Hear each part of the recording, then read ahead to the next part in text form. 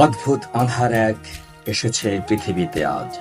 যারা অন্ধ সবচেয়ে বেশি আজ চোখে দেখে তারা। একটা বিষয় আপনারা খেয়াল করেছেন, আমাদের দেশের যারা আমরা শিক্ষিত, তথাকথিত শিক্ষিত, আমরা টাকা ইনকাম করে বিদেশে পাচার করি।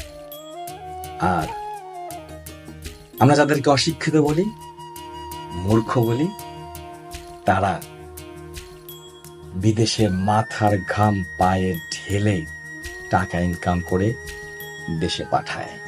কি অদ্ভুত বিষয়!